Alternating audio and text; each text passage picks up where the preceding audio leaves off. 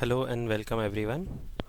Today we will be discussing about what is vertical strabismus or vertical squint, also known as vertical deviation. So this is the deviation of your eye into the vertical axis. Previously on our lectures we covered up with horizontal deviations which were comitant. So in today's lecture we'll be only having a brief discussion about what is vertical deviation and its types.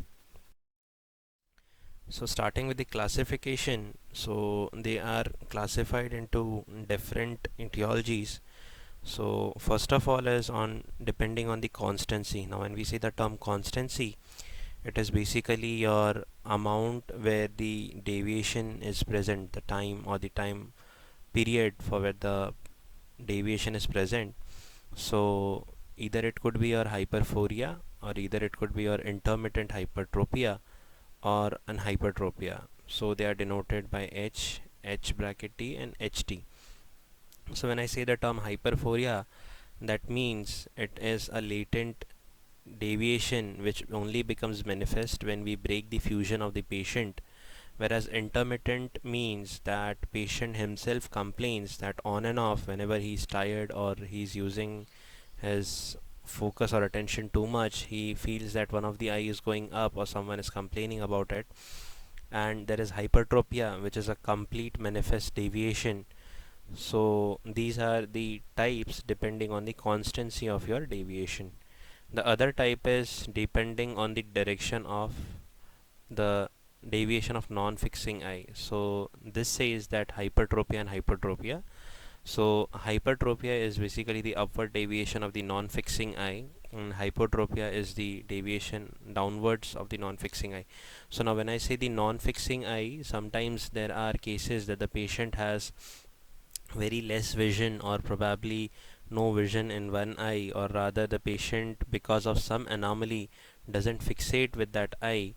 So the eye is not being used for fixation, the other eye is continuously into fixation. So the non-fixing eye, depending on upward or downward direction, it is divided into your hypertropia and hypertropia. The next classification is basically your depending on the comitance. So when we say the term comitance, it is your depending on the deviation, is it remaining same in all the direction of gazes or is it different in different direction of gazes. So as we know, there is something called as comitant and inconcomitant. So comitant means same in all direction of gazes, whereas incomitant means it differs in different direction because of the overaction or underaction of muscles. So and there is one more which is called as a dissociated vertical deviation. Now the term dissociated means that both the eyes are dissociated. Generally what happens that if one eye is hypertropia, the other is hypo and vice versa. But in dissociated vertical deviation, both the eyes are going upward, so there is no association in between them. That's why it is called as dissociated vertical deviation. So the concomitant vertical deviation can be because it is induced, or either it could be your end result of a long standing paralytic deviation. When we say the term induced, basically it means that it could be refractive. When there is a high refraction in one eye and the other is having less, there is sometimes a prismatic effect which is induced in one eye. So because of that it can happen. Also because of the other factors like anisometropia and suppression, also it can go into such particular condition. Whereas your long standing of paralytic deviation, we all know that when a particular horizontal muscles are getting affected, simultaneously they also affect your vertical muscles after a long standing paralytic squint. There could be overaction or underaction of the other muscles which can lead to a concomitant vertical deviation. Coming on to incomitant vertical deviation, this basically means there is a dysfunction of a muscle, which could be either because of your overaction or underaction. It could be a paralytic, or either it could be a refractive vertical deviation. So when we say apparent oblique muscle dysfunction, that is basically a superior and inferior oblique, that is overaction or underaction. Paratic vertical deviation means when, for example, there is an SO palsy, superior oblique palsy, or an IO palsy in such cases, or probably your superior or inferior rectus palsy. In such cases, we can see your incomitant vertical deviation, and there is a refractive vertical deviation again, which is basically because of your refraction. Finally, there comes your dissociated vertical deviation, which could be monocular DVD, that only one eye is going up and coming back, the other eye is not having such issues, or else it could be a binocular binocular or alternating DVD. So these were the classifications of your vertical deviation or vertical strabismus depending on your commitance of deviation. So coming on to the point, concomitant vertical deviation. So this is an example. If you see, the patient's left eye is into an hyperdeviation, so that is your hypertropia, left hypertropia. So coming on to the first point, which is called as the prevalence. Prevalence means how much it is seen in the general population. So we see that 50% of the patient with ocular motility disorder have isolated vertical anomalies. So whenever there is a motility disorder, for example, there is a presence of squint or rather restriction of a movement, high chances that the patient might have a vertical squint as well. 33% of the patient with motility disorder have combined horizontal and vertical deviation. So one third of the patient we see will have for example horizontal and vertical both accompanied together. So we have many such cases like esotropia associated with hypertropia, or rather your exotropia associated with hypertropia. In many such cases we see that the patients who have horizontal deviation are also associated with some amount of vertical deviation, but here the patient has a comitant deviation, so it is remaining same in all direction of gazes. So there is no overaction or underaction as such, which is leading to a different deviation. So association of vertical deviation is found in approximately 43% of the exotropia patient. Most of the time it is seen that this exotrope patients are 43% associated more with such kind of vertical deviation. So now coming on to types of your comitant vertical deviation. So it is depending on the deviation of the non-fixing eye, which is hypertropia and hypertropia. So hypertropia, when I say, it is the upward deviation of the eye in primary position. So what happens, one of the eye is going in an upward direction compared to the other eye which is being fixated, whereas hypertropia is the downward deviation of the non-fixing eye when the fixing eye is looking straight ahead in the primary position. Coming on to the etiology, when we say the etiology or the causes, so it is basically because of these three things. It could be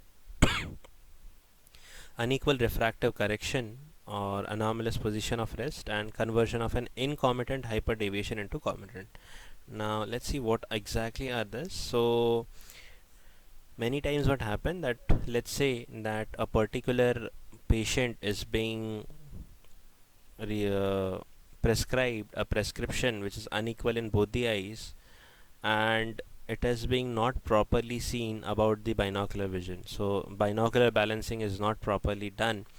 What will happen, that let's say that particular lens is also fitted slightly away from the optical center. So we all know that a lens can also induce a prismatic effect onto the eye. So that could be one of the reasons. Also, that unequal refractive error, what happens, that for example one eye is having just a 0.5 or a 0.75, the other eye we are giving around about 3, 4 or 6, so higher refractive error, both the eyes are into an unequal state of refraction. So what will happen, that one of the eye will start going into a suppression phase. Such patient will find the eye with the higher refractive error will go into a suppression, and it might go into a deviated state, which could also be a vertical deviation. Next is anomalous position of rest. So it can be caused because of the orbital or other anatomical anomalies or mechanical factors, or abnormal innervation may be causative mechanism. So what happens, that let's say a patient has anomaly into his orbit, probably some malformation or probably some road traffic accident or something which actually disrupted the structure of orbit, leading to an anomalous position of rest. Because of the compression of any such particular what we say mass or anything which is taking the eye upward or downward or depressing it, that will make it appear as a vertical deviation. So anomalous position of rest is one of the point. Finally, there is conversion of an concomitant hyperdeviation to a comitant. So when we say that, what happens that whenever there is an concomitant squint initially, there is a paralysis of one particular muscle, or probably a paresis. So automatically, if one of the muscle is acting less, what will happen? The antagonist will also start acting less, because there should be a balance between them. So what happens that the eye, let's say it is into the hyperdeviation. Just taking an example of inferior rectus paralysis. So what happened that the eye is not going into depression, but it is completely into your elevated state. So what will happen that over a period of time the superior rectus will also start acting less, because without doing any muscle action it is already into a state of elevation, so it doesn't require much further power. So what happens that with the passage of time, this inconcomitant deviation will convert into a comitant. Generally, why we call it as inconcomitant? Because when the patient might look up, the deviation might increase further, or rather the patient is looking into downward, it might increase. So what happens that because of the passage of time, the amount of innervation which is coming to superior rectus also will decrease, and it will slowly gradually become to be seen as a comitant squint. So these were the etiology of your concomitant vertical deviation.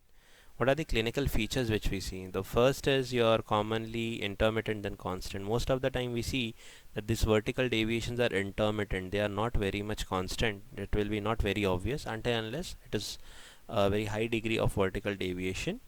Then there is something called a suppression. What is happening that because of this vertical deviation, there is a diplopia created, and the brain is rather confused that which of the image is actually the true image. So the one with the non-fixing eye will be start getting into a state of suppression, and the patient will not use any such signal coming from that eye going into a state of suppression. So if you see, here are two Maddox rod, or your what we say Begolini striated lenses kept, and there is a light source which is coming. So when the light source goes, because of the striation, it will be observed as a line. So what is happening, the patient is only perceiving with the right eye or not with the left eye, because it is into a state of hyperdeviation. So that is giving him a particular deviation or a diplopia, leading to confusion. So the patient just suppresses it, and what happens, only the function is done by the right eye.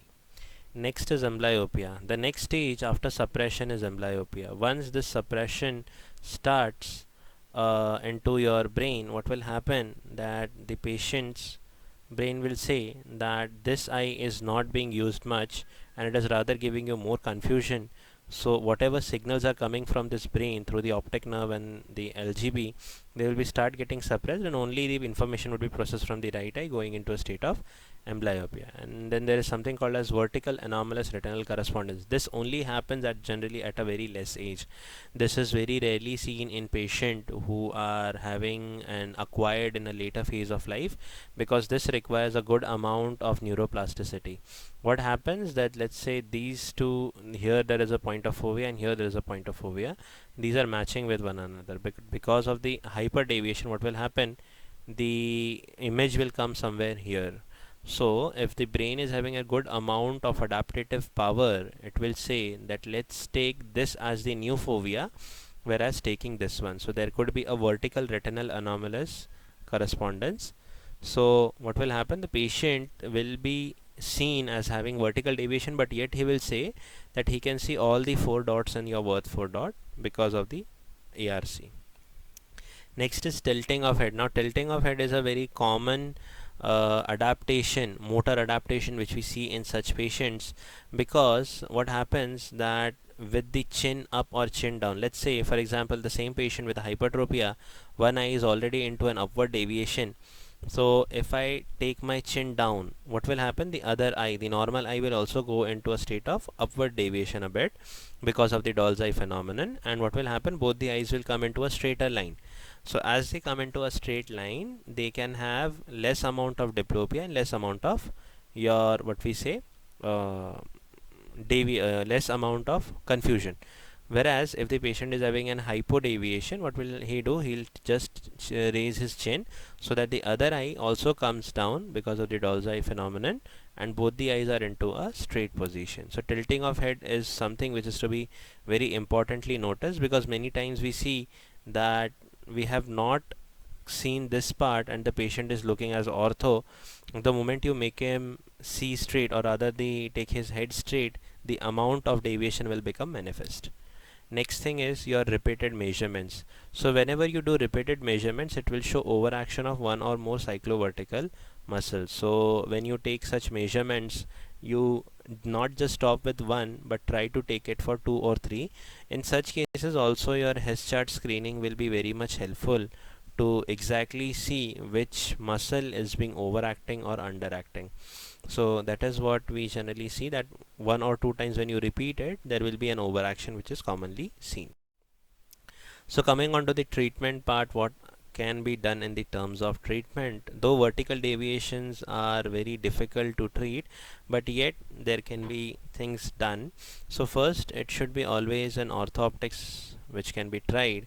What we do here is we increase the vertical fusional reserve for the patient. So what we are doing is we give him prism exercises, or rather have softwares and all, in which we dissociate the image vertically and ask the patient to fuse with the help of his motor and sensory fusion. Though the amount or the reserve for the vertical fusion is very less, that's why results are not very promising, but still can be tried, or we can see some improvement in such patients. Next thing is prismotherapy. Basically what we do is here that we can prescribe prism with base down or base up depending on the deviation, and we have to distribute this properly in both the eyes. So one will have a base up and another will have a base down. So prisms are something which can be given in such cases. So prism generally we do not give the complete amount, especially give a trial and error basis. So whenever you give such patient with prisms, it is always better to prescribe them into their prescription into the trial frame and ask them to move around within your clinic first. Let them experience how it will actually feel with the prism when it is into their glasses, because many times they get false hope that everything would be completely normal and everything would be fine, but it is always better to give them a reality check that this and this would be happening. So it is always preferred that give them a trial of prism within your trial frame. We have loose prisms with us, so what we can do is we can put those prisms and have a look that how the patient is responding to it, how much the symptoms and all are reduced and all. And finally, if nothing is working and the patients wants it for an cosmetic appearance, he can obviously go for a surgery. So what you do is whichever muscle is your overacting, you can recess it, or either the underacting muscle you can resect it.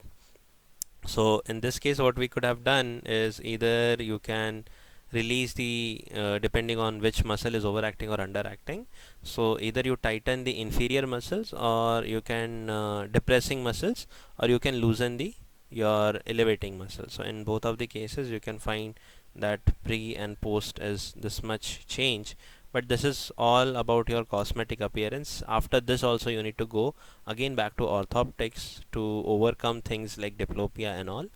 So these were the treatment which are generally seen in your incomitant comitant vertical deviation. So thank you for your kind attention and your patient listening. We'll be shortly back with you with more new videos. Thank you and goodbye.